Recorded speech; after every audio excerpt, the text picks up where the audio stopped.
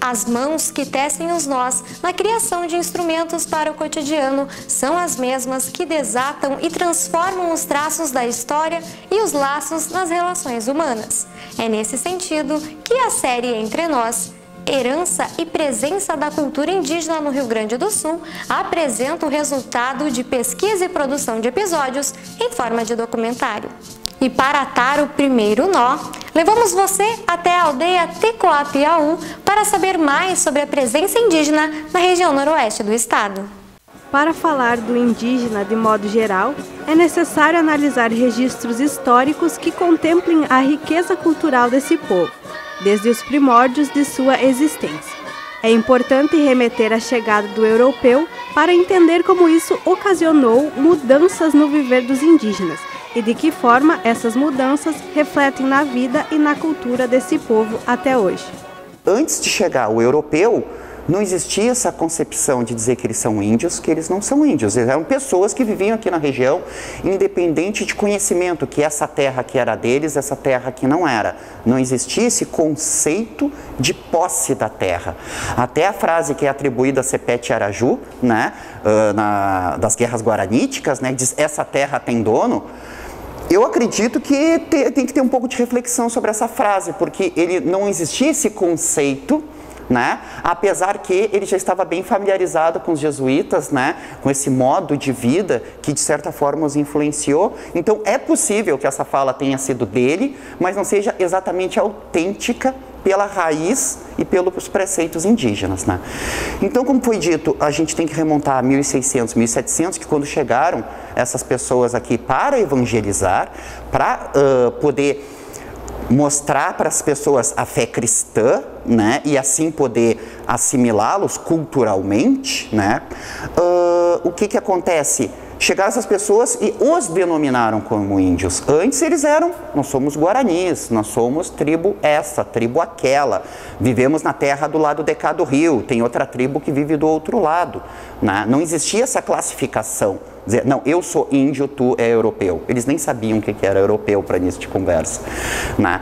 E o outro detalhe que a gente tem que ver é que, assim, se a gente for analisar os vestígios arqueológicos, a gente percebe ocupação humana aqui há pelo menos 4.000 anos atrás. Hoje em dia, em todos os cantos do Brasil, que luta que a gente mais enfrenta, não somos eu, mas muitos meus parentes, povos indígenas guarani, estão enfrentando uma dificuldade é a demarcação das terras. Isso é não só povos guarani, mas todos os povos, né? Por exemplo, Skangang, Guarani, Xoclé e outros povos. Ainda essa luta ainda sempre segue, né? Porque a autoridade não quer reconhecer. Isso que os povos indígenas passam muito ainda até agora nas aldeias, porque tem muitas aldeias que ainda não é remarcadas, que precisa ter remarcação para poder nós manter nossa cultura, para manter a nossa tradição, nossas línguas, né? Então, nesse sentido, em todos os estados do canto do Brasil estão lutando sobre isso, né? Nos primeiros anos da segunda década do ano 2000, a gente percebe o quê? Que o indígena, os remanescentes desses povos, porque o modo de vida deles, por mais que ainda não esteja totalmente inserido na sociedade, ele não é mais o mesmo daquele comportamento que eles tinham da época da chegada dos jesuítas. Muito mudou, muito foi inserido e não é mais o mesmo indígena. Para não perder a nossa cultura, a gente sempre mantém ouvindo o mais velho, né? Porque muitos antigamente contavam uma história, como que era a gente viveu, né?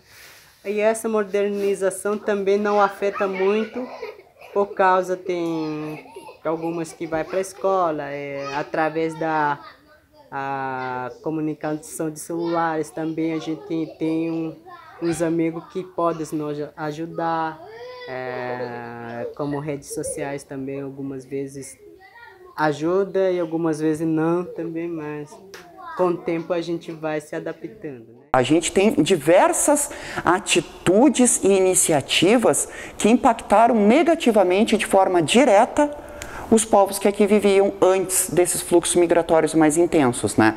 Um deles era a figura do bugreiro, né, que era com essa denominação que dava os indígenas, né, chamavam-nos de bugres, né? O que acontecia? Contratavam uma pessoa para caçar os índios, né? E não era caçar para captura, era caçar para extermínio, né? Então, e essa pessoa, ela recebia o pagamento, né, conforme cada par de orelhas ela apresentava. Não importava se era orelhas de infantes, de adultos ou de idosos. Ela tinha que apresentar cada par de orelhas equivalia a um preço per capita que ele recebia de pagamento, né? Esse era um dos métodos de se apoderar da terra. Se a gente falar de bugre, vai ser muitas pessoas ser ofendidas, né? Então, porque nós somos indígenas, temos etnia, né? Através de chamar de bugres, chama de etnia por etnia, né? Por que tem cada etnia, né? Italianos, alemães, como eu falei, italiano, alemão, né? Polonês, eles se chamam por etnias. Por que nós indígenas não podemos ser chamados por nossa etnia também? De Guarani, de Cangangue, Charrua, Xoclém. Porque nós temos etnias, somos indígenas, temos ainda a cultura a mostrar, temos valor ainda para mostrar para os que não é indígena, para ter conhecimento também sobre isso.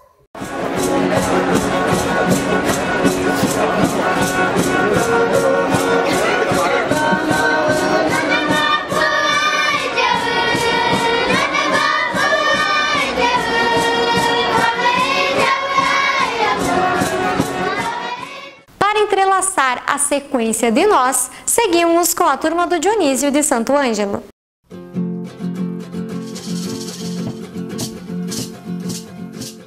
A cultura indígena entrelaça muitas riquezas. É rica de elementos próprios que a caracterizam como única. Única, porém presente em outros ambientes culturais.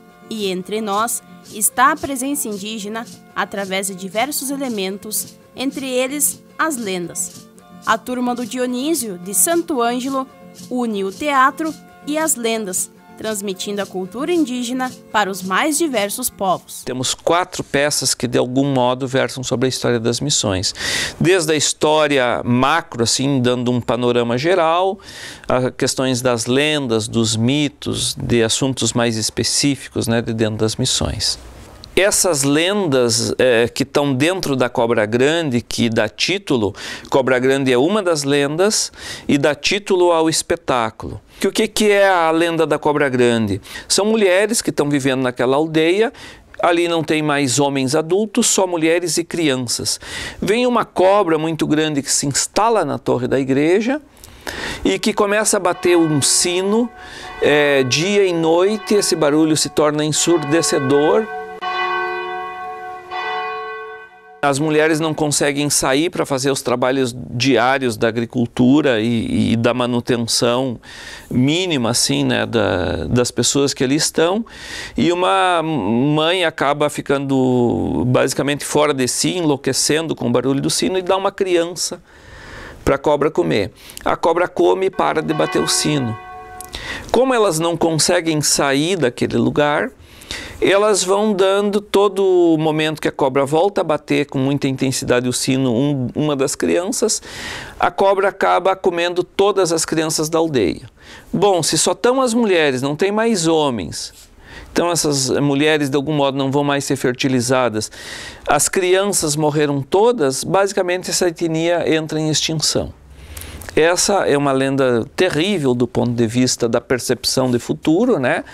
Mas ela nasce justamente num pós-guerra guaranítica. É daí que temos os primeiros relatos assim dessa lenda. Uma outra lenda é a lenda do milho. Então eles dão uma explicação que em geral inclui, como na lenda, a aparição de uma divindade que vai legar um povo faminto. Veja, mais uma vez, o povo guarani está faminto, acabaram-se os elementos da natureza que supriam a necessidade de alimentação, como a caça, a pesca e a fruta, e eles invocam um Deus que vem trazer um alimento. Grande Espírito, nós, os Guarani, não temos mais caça, nem pesca, nem fruta. só tem sofrimento, vos pedimos que nos mande um novo alimento. Esse Deus vai basicamente derrotar um guerreiro da tribo, vai sepultar esse guerreiro, e no lugar em que ele sepulta esse guerreiro nasce o milho. É uma explicação divina, né, lendária de como teria surgido o milho. E a mãe das cobras é uma outra lenda dessa peça, que é uma lenda que na verdade é uma explicação de como teriam surgido as cobras. Esse espetáculo, como ele narra questões basicamente aqui das missões jesuítica Guarani, mais especificamente situada em São Miguel das Missões, nós decidimos ligar a poética do espetáculo e os elementos do espetáculo a elementos da cultura indígena. E esses elementos da cultura indígena que usamos, os elementos materiais são porongo, taquara, e alguns elementos de palha também.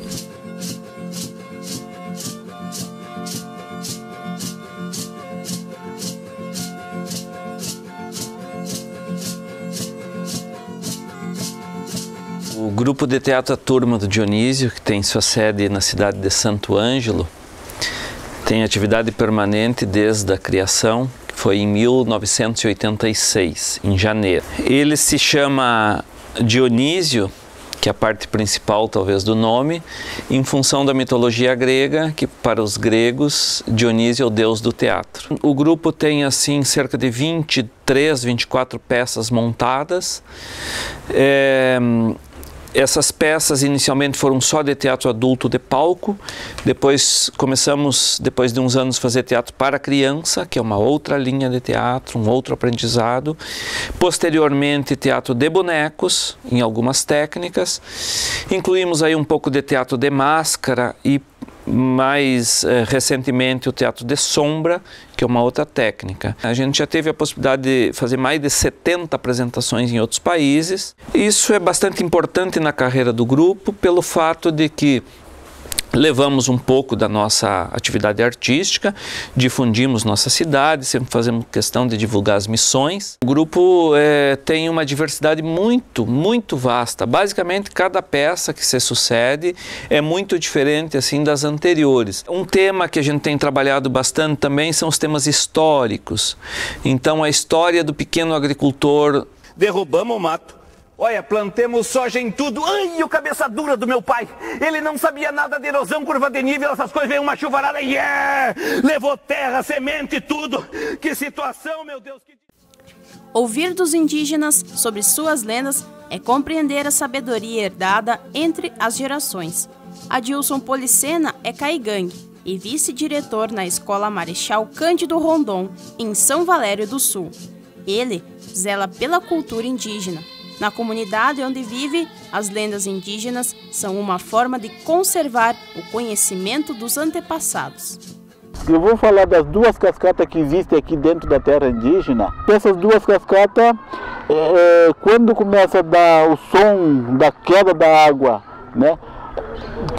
Que fica, por exemplo, uma cascata já fica a 400 a 500 metros da sede aqui da comunidade. E o outro fica a 4 quilômetros da sede da área.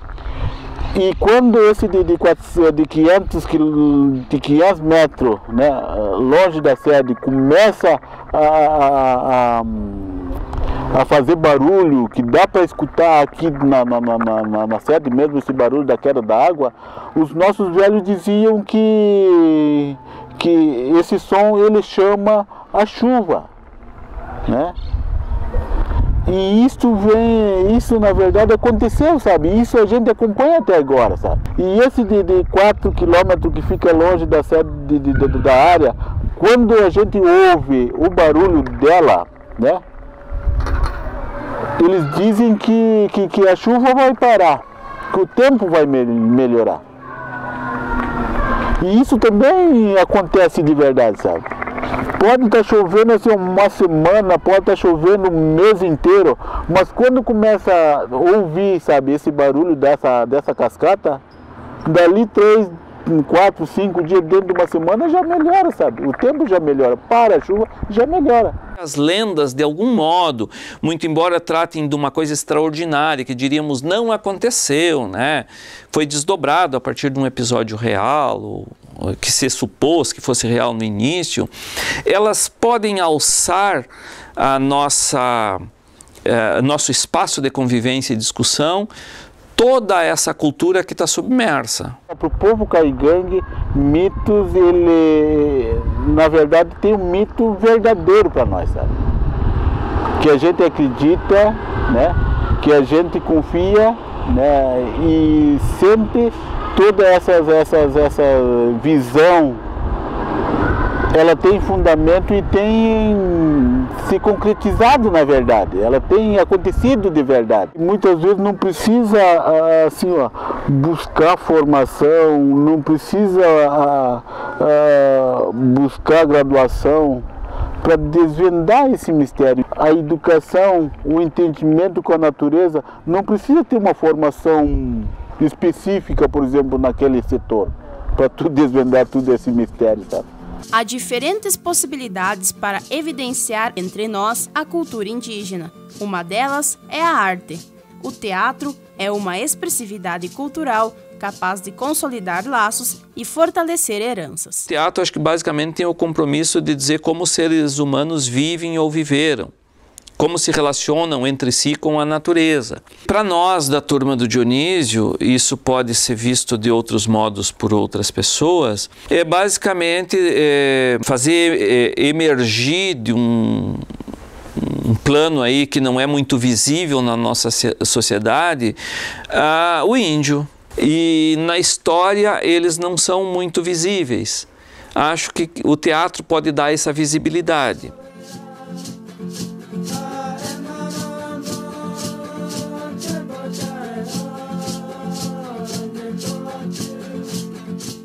Amarrando todos os nós da nossa série com vocês, as mãos que tecem a música no pesqueiro da canção.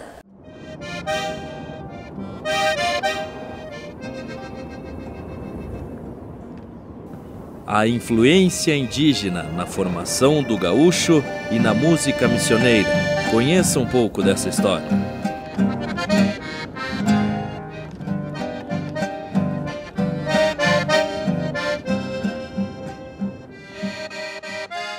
Que gal do charrua, né, do minuano,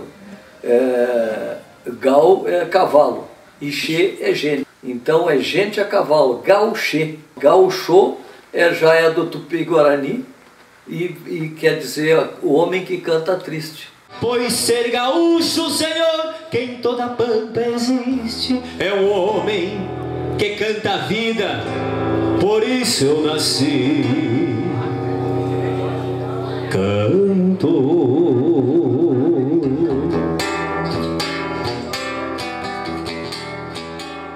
A música, ela entra, a música essa que acabou funilando na música missioneira, ela vem de uma matriz espanhola que começa com a colonização.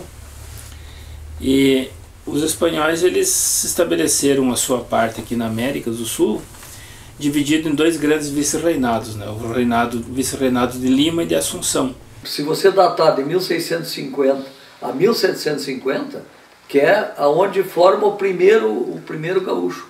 A meu ver, o gaúcho primitivo, ele advém do quê? Dessa miscigenação do indígena, que é a base, né? O espanhol e o português. Esses três grupos étnicos estão aqui embaixo, né? Nesse garrão do Brasil aqui, né?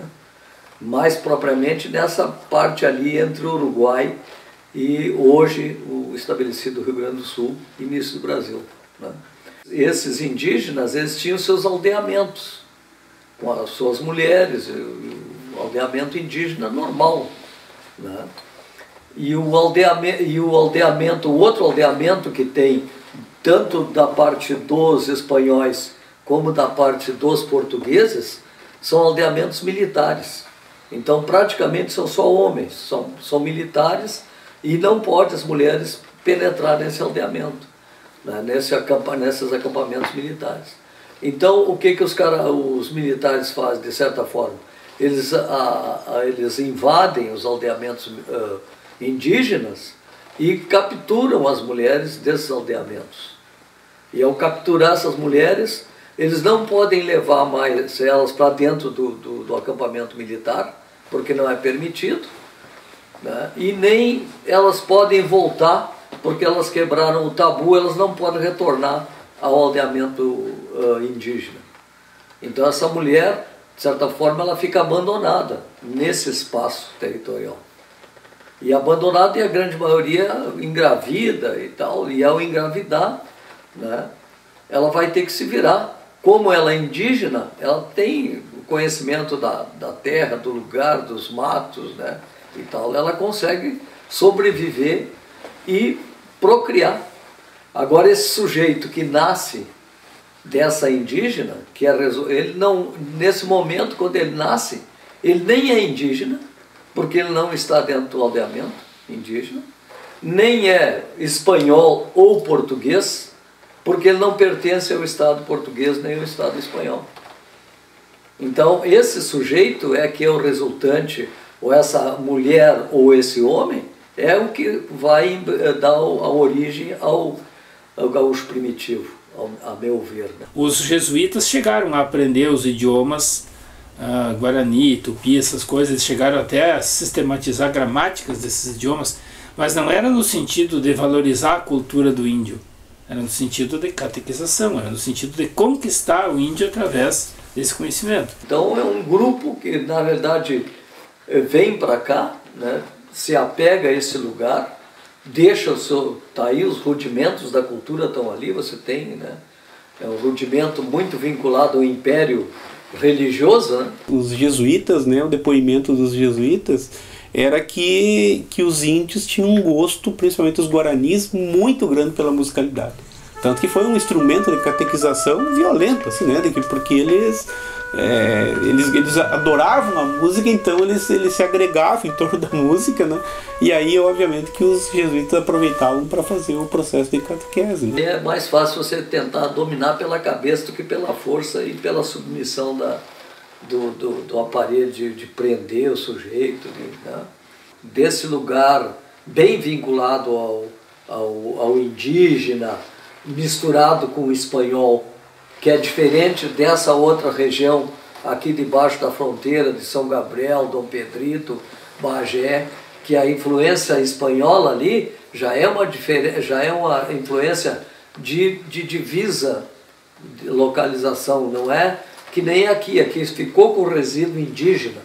Você tem um resíduo indígena nessa região toda, até Ijuí, até... Né? Os índios estão vivos, estão aí, como diz o Pedro Hortaça lá, o que os historiadores, né, procuram tá ali, tá vivo, tá pedindo esmola na frente das ruínas, né? Então acho que é isso que está nos faltando, assim, mais esse reconhecimento e pensar como que eles desenvolveram a musicalidade com os elementos que a cultura europeia propiciou, né? Eles têm um tipo de música que eles faziam e ainda fazem, que é uma música, não é exatamente música, é um ritual que envolve um aspecto musical, envolve dança, mas não existe, por exemplo, como a gente tem na nossa música, nós temos aqui, vamos assistir um espetáculo, por exemplo. Lá está separado, tem o sujeito que está cantando, que está tocando lá, e a gente está ali assistindo. Não há uma interação, nós não somos uma coisa só, são dois elementos distintos. Nas manifestações musicais essas dos índios, a música estava junto com a dança e tudo fazia parte de um ritual. Ou seja, não existe espectador. João Sampaio, que é um estudioso, né, praticado em Itaqui, né, ele defende que quem introduziu o tema do índio na música missioneira foi o Noel Guarani. Mas quem desenvolveu com mais propriedade foi o Senai Maicá, né, que se envolveu bem mais até com essa cultura, né. O Senai Maicá é um exemplo. Ele fala em algumas músicas, ele menciona o índio, ele fala da cultura indígena, mas está presente na música dele como temática, que os ritmos que ele toca. O Senai tocava chamamés, tocava milongas, tocava rancheira, tocava chamarritas, tocava uma série de ritmos. Chamamé e tal, né? Você vai pegar a influência, os guaranis ali, né? Um estudioso do chamamé que eu li há um tempo, ele menciona que primeiro veio o violão, se estabeleceu durante alguns séculos, e o acordeão chega com os imigrantes europeus na leva que teve no século XIX. A gaita e o violão são instrumentos que vêm com a formação tanto do espanhol como do português, né? Como veio com alguns italianos que vieram para cá também, né? E com os alemães também, né? E o pessoal, quando vinha, trazia o que gostava de fazer e tal. Todas as matrizes musicais são europeias. E daí vem os imigrantes poloneses, ucranianos, alemães, que trazem o acordeão.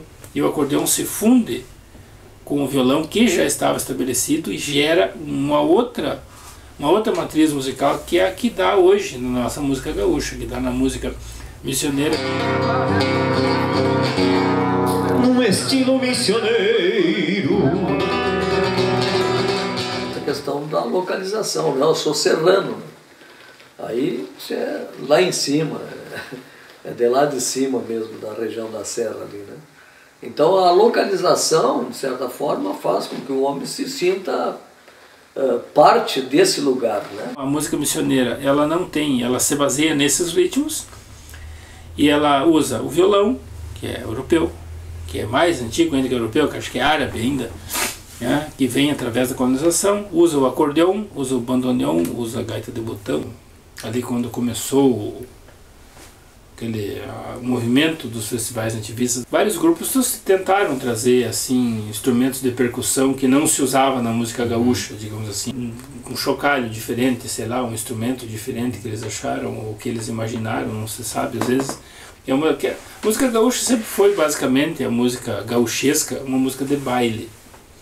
As músicas de festivais elas vieram com outra proposta, né, de fazer uma música para ouvir. E o Pesqueiro da Canção ele nasce aos moldes do Festival da Barranca de São Borja.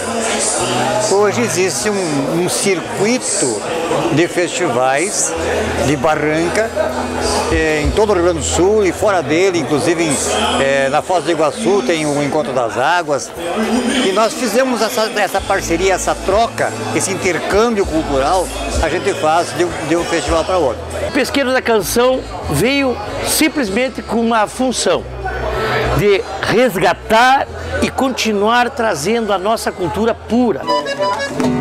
Que nos dá muita liberdade para fazer música, para convivermos junto com pessoas de outros lugares do nosso estado, até mesmo do Brasil, né? Os TAPs, né, no caso, que ganharam uma Califórnia, né, eles traziam muitos elementos, né, diferenciados, mas usando materiais nativos, digamos, como o porongo, né, para construir alguns instrumentos de percussão, mas não é necessariamente a ideia de que aquilo era um instrumento indígena, no caso, né? Essa influência, digamos, dos elementos, que esses elementos musicais indígenas, eles já não são os originais, né? Eles são uma adaptação, é uma evolução que foi criada a partir de uma mistura, né? Dessa mistura do que sobrou, ou do que eles achavam que sobrou de antigamente com as de hoje. Mas isso é uma coisa que está por construir ainda, né? É uma coisa que não continua em construção, né? No caso, uma coisa que ainda está por... Porque a gente nota que mesmo quando eles incorporam esses instrumentos, a ideia do ritmo, da percussão persiste, né? No caso, né? Então eles podem botar um violão, mas para fazer a mesma batida, né? No caso.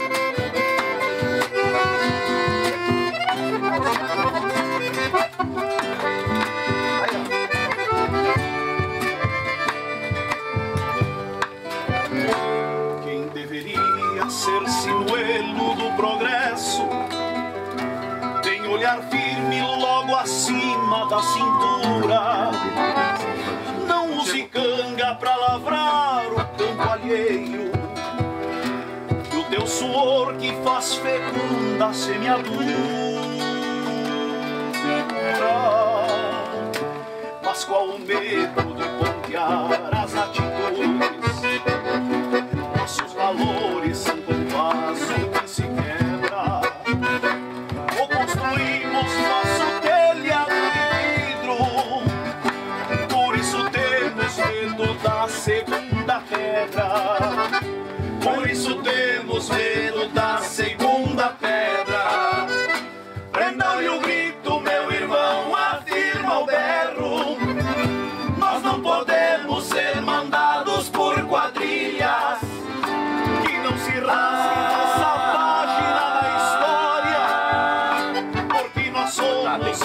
cheiros dos farroupilhas.